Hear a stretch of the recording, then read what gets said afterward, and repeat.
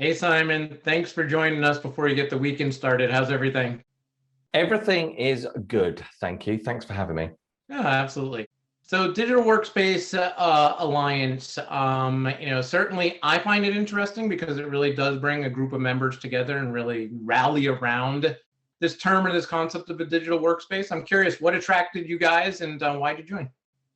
I think the ecosystem that is in and surrounds end user computing has been important for as long as I can remember.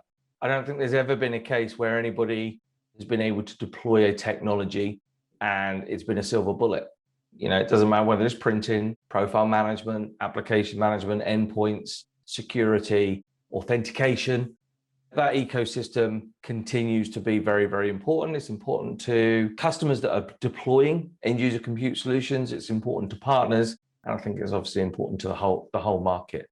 Being part of something and educating and enabling people to understand the art of what is possible. And also, work your way through that minefield, that is deploying a solution like VDI or desktop as a service, because for some organizations, they have just been deploying traditional desktops for many, many years.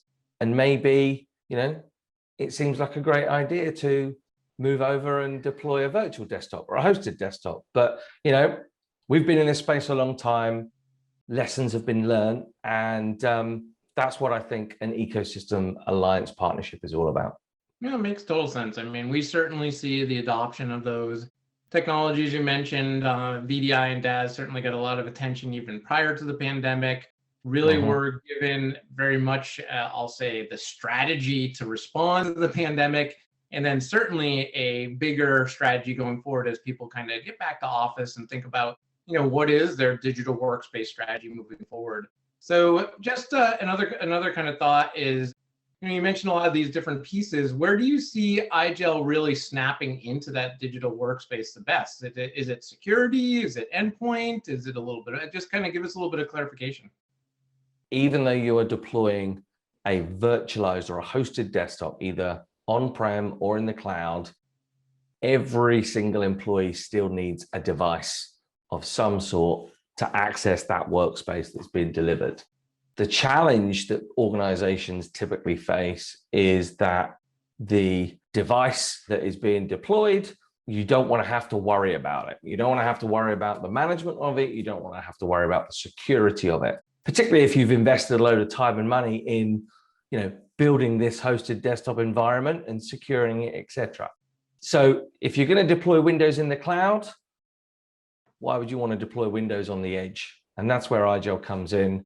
An endpoint operating system that provides secure, very easy to consume access into that cloud environment. So, yes, it's got a security play. Yes, it's got an endpoint management play. But really what we are is an endpoint operating system that gives an employee access into their workspace.